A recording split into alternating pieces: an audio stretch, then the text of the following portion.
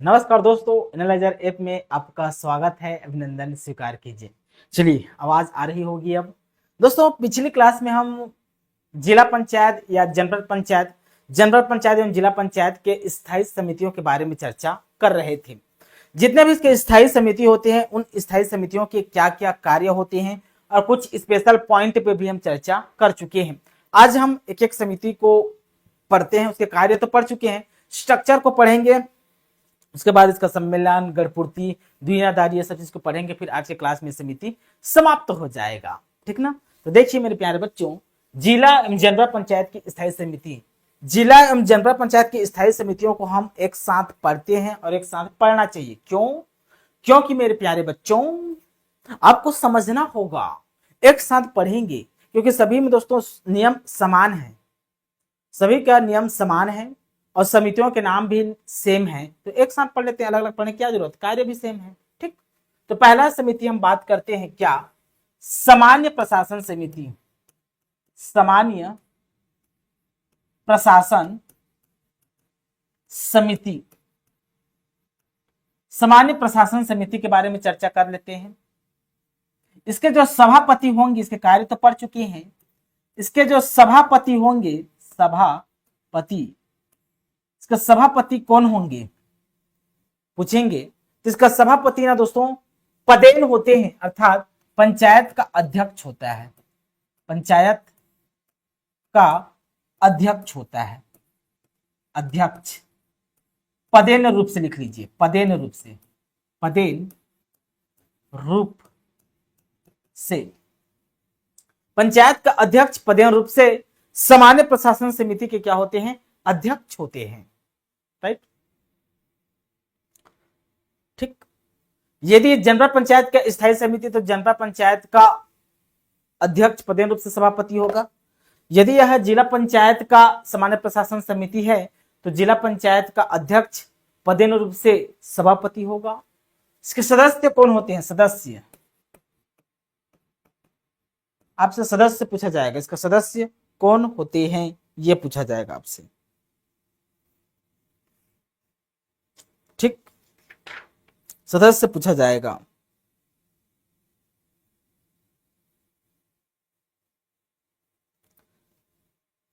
ठीक ठीक, कोई दिक्कत इसमें होनी भी नहीं चाहिए।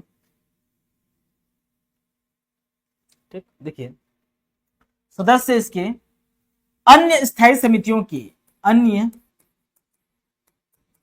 स्थायी समितियों के सभापति इसके क्या होते हैं जी, अन्य स्थायी समितियों के सभापति इसके पदेन रूप से क्या होते हैं, सदस्य होते हैं, सदस्य होते हैं। ठीक, इसके संबंध में विशेष बात क्या याद रखना है आपको, इस समिति, इस समिति, इस समिति के सभापति, सभापति एवं सदस्य का चुनाव नहीं होता है, चुनाव नहीं होता। अर्थात अध्यक्ष, सभापति की बात करूं या सदस्य की बात करूं, सभी के सभी पद पदेन होते हैं। ठीक, ये रहा आपका सामान्य प्रशासन समिति, सबसे बड़ा समिति है। दूसरा मैं बात करूं तो शिक्षा समिति के बारे में बात करता हूं। दूसरा समिति क्या है, शिक्षा समिति के बारे में चर्चा करूं। शिक्षा समिति के सभापति कौन होते हैं, नहीं, थोड़ा सा mistake mistake mistake mistake mistake mistake mistake. पहला समिति में कुछ और फैक्ट है जी, कुछ फैक्ट और है, इस पर भी तो चर्चा करना जरूरी है ना।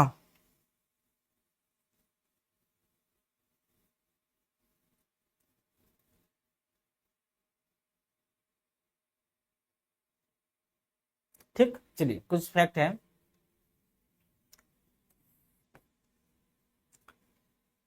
त्याग पत्र को समझते हैं इसका, इस समिति से त्याग पत्र, त्याग पत्र। जो सभापति होते हैं ना, सभापति, वो त्याग पत्र नहीं दे सकते, त्याग पत्र नहीं दे सकते। इसके जो सदस्य होते हैं ना, सदस्य, वो भी त्याग पत्र नहीं दे सकते, वो भी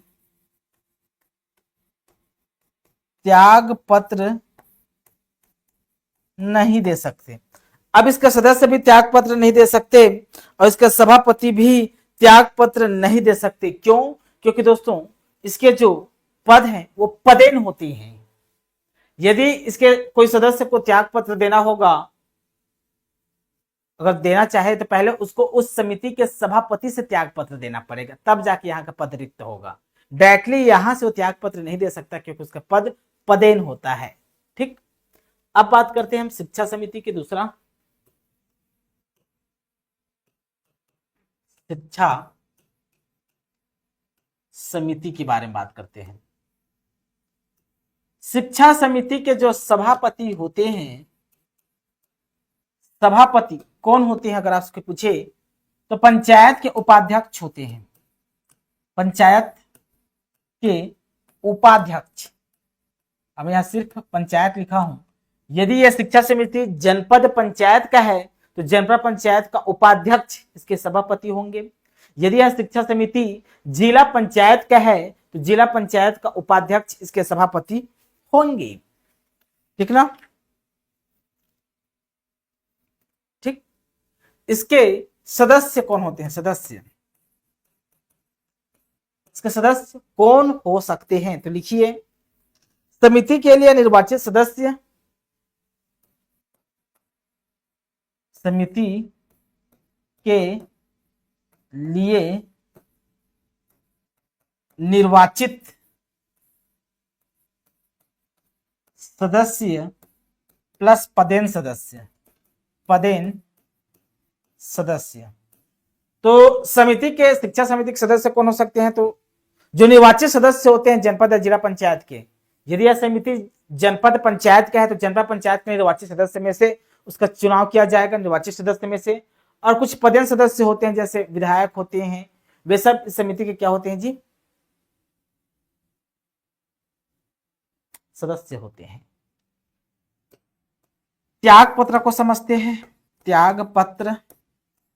त्याग पत्र के बारे में बात करूं प्यारे बच्चों, तो जो सभापति होते हैं इसके, सभापति ये त्याग पत्र नहीं दे सकता, त्याग पत्र नहीं दे सकता। क्यों? क्योंकि सभापति का जो पद है वो पदेन है, लिख लीजिए पदेन रूप से, पदेन रूप से, पदेन रूप से।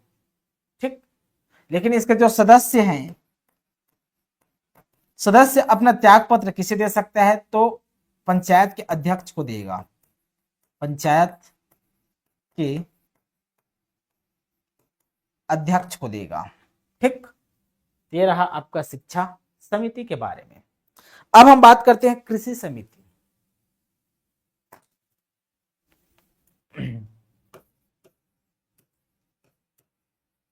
कृषि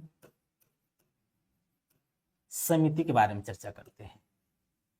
कृषि समिति के सभापति के बारे में चर्चा करते हैं, सभापति के बारे में चर्चा करते हैं। कृषि समिति होता है, स्थायी समिति है। ठीक, सभापति कौन होते हैं? तो समिति के निर्वाचित सदस्यों में से, निर्वाचित सदस्यों में से एक को चुना जाता है, चुना जाता है। समिति के निर्वाचित सदस्यों में से किसी एक को चुना जाता है जी। ठीक, सदस्य कौन होते हैं? सदस्य जो निर्वाचित सदस्य होते हैं, पंचायत के निर्वाचित सदस्य प्लस पदेन सदस्य भी होते हैं। पदेन सदस्य इसके क्या होते हैं जी? सदस्य होते हैं। त्याग पत्र, त्याग पत्र इसके जो सभापति होते हैं, सभापति, वो अपना त्याग पत्र पंचायत के अध्यक्ष को देगा। पंचायत के अध्यक्ष को देगा। इसके जो सदस्य होते हैं, सदस्य, ये भी अपना त्याग पत्र पंचायत के अध्यक्ष को देगा। पंचायत के अध्यक्ष को देगा। ठीक, पंचायत के अध्यक्ष को अपना त्याग पत्र देगा। ठीक है जी, कोई दिक्कत इसमें नहीं है। लिखिए चौथा, संचार एवं संकर्म समिति। संचार एवं संकर्म समिति के पहले हम बात करेंगे सभापति के बारे में।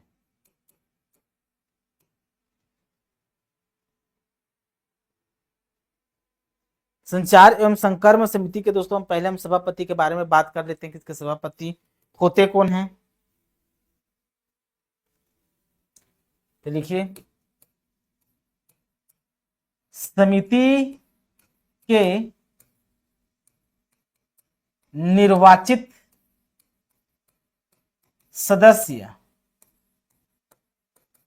अपने में से किसी एक को चुनते हैं, किसी एक को चुनते हैं। ठीक, इसके जो सदस्य होते हैं, सदस्य, वो पंचायत के निर्वाचित सदस्य होते हैं। निर्वाचित सदस्य होते हैं प्लस पदेन सदस्य भी होते हैं। पदेन, अब ये सब चीज पूछना नहीं पड़ना चाहिए ना कि पदेन सदस्य क्या है, निर्वाचित सदस्य क्या है। हम पढ़ चुके हैं जनपद पंचायत, जिला पंचायत में निर्वाचित सदस्य कौन होते हैं, पदेन सदस्य कौन होते हैं। ठीक, त्याग पत्र, त्याग पत्र, त्याग पत्र में एक साथ ले लीजिए सभापति को भी, सभापति और सदस्य, ये दोनों अपना त्याग पत्र पंचायत के अध्यक्ष को देते हैं। पंचायत के अध्यक्ष, यदि जनपद पंचायत के जनपद पंचायत के अध्यक्ष को देंगे, यदि यह जिला पंचायत का है तो जिला पंचायत के अध्यक्ष को देंगे। ठीक, अब सहकारिता एवं उद्योग समिति है पांचवा।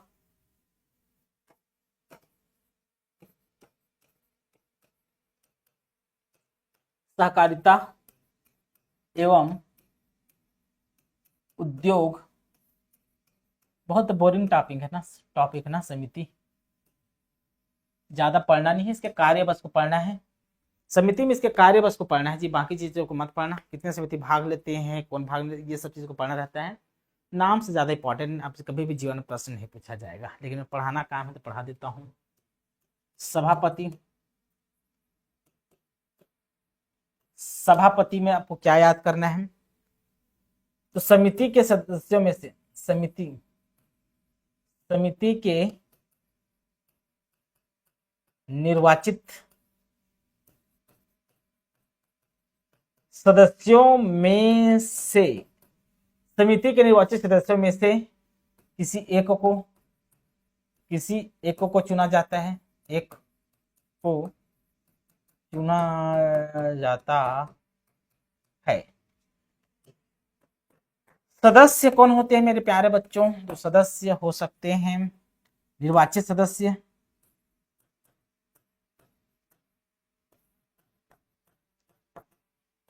प्लस पदेन सदस्य। ठीक, दोनों अपना त्याग पत्र, मतलब आपका जो सभापति होते हैं, सभापति और आपका जो सदस्य होते हैं, ये दोनों त्याग पत्र पंचायत के अध्यक्ष को देते हैं। पंचायत के अध्यक्ष को देते हैं अपना त्याग पत्र। राइट, अब ये 5 समिति में से और छठवां, सातवां, आठवां समिति का निर्माण करना हो तो कलेक्टर से अनुमोदन लेना पड़ेगा। कलेक्टर से स्वीकृति के बाद ही नई समिति का गठन किया जा सकता है जी। ठीक है मेरे प्यारे बच्चों, अब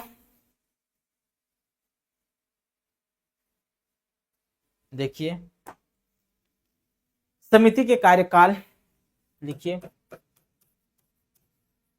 समिति के कार्यकाल पे चर्चा करते हैं। समिति के कार्यकाल पे चर्चा करेंगे, बहुत सरल है। कार्यकाल अगर कोई पूछे आपसे तो क्या कर बताएंगे आप? 5 वर्ष का होता है। मतलब पंचायत के कार्यकाल पर निर्भर करता है ना, ऐसे 5 वर्ष भी आंसर है, लेकिन पंचायत के कार्यकाल पर निर्भर करता है ये, ठीक है ना। पंचायत के कार्यकाल पर निर्भर करता है। स्थायी समिति का कार्य 5 वर्ष, सामान्यतः 5 वर्ष, लेकिन कार्यकाल पर डिपेंड करता है। स्थायी समिति के किसी सदस्य का पद रिक्त हो जाने पर लिखिए,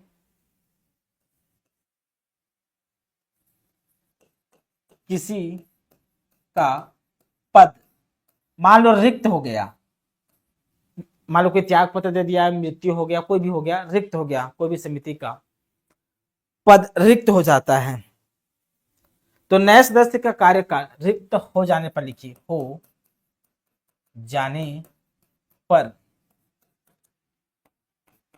नए सदस्य का कार्यकाल शेष अवधि के लिए रहेगा, शेष अवधि के लिए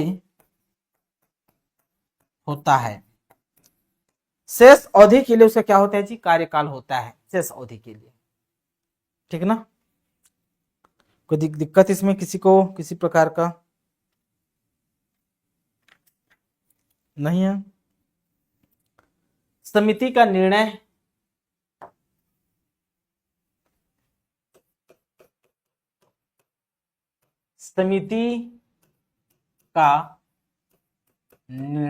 कैसे लिया जाता है? समिति का निर्णय दोस्तों, समिति का निर्णय बहुमत के आधार पर लिया जाता है, पढ़ चुके हैं। बहुमत के आधार पर लिया जाता है, और जो अध्यक्षता करता है मतलब सभापति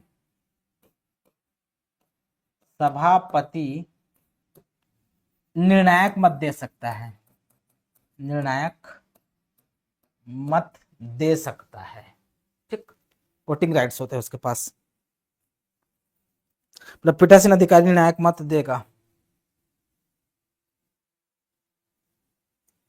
ठीक। ठीक है, अब समितियों की बैठक पढ़ चुके हैं क्या? नहीं पढ़े हैं। समितियों के बैठक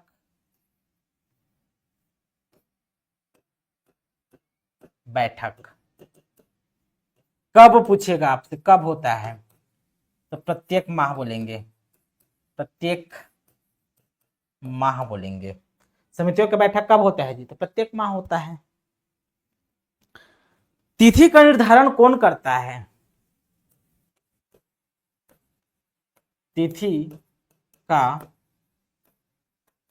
निर्धारण कौन करता है? तो सभापति करेगा, समिति का सभापति करेगा, संबंधित समिति का सभापति ना, ठीक। ठीक ठीक, अध्यक्षता कौन करेगा? तो समिति का सभापति करेगा, ठीक। अध्यक्षता कौन करेगा? तो सभापति करेगा समिति का। अध्यक्षता समिति का सभापति करेगा जी। समिति का सभापति से क्या करता है? अध्यक्षता करता है, ठीक ना। अब समिति है तो भाई समिति में गढ़पूर्ति होगा। समिति का गढ़पूर्ति कितना है? तो कुल समिति के कुल सदस्य का ना, कुल सदस्य का 1/3। गढ़पूर्ति नहीं तो क्या होगा? गढ़पूर्ति नहीं तो बैठक स्थगित होगा, बैठक स्थगित होगा, और स्थगित बैठक कहलाएगा। उस पे गढ़पूर्ति की आवश्यकता नहीं होती है, वही सेम कंडीशन है। और नए विषय पर चर्चा नहीं किया जाएगा। ठीक है, यहाँ तक कोई दिक्कत? समिति सरल है, कोई ज़्यादा बड़ा टॉपिक नहीं है ये। तो आज से हमारा ये टॉपिक खत्म भी हो जाता है जी, समिति। ठीक है, कुछ कुछ इंपॉर्टेंट फैक्ट है, किताब से आप पढ़ सकते हैं, छोटे मोटे चीज़। जितना भी इंपॉर्टेंट था, जो फैक्चुअल नॉलेज था, वो मैं दे चुका हूँ, है ना।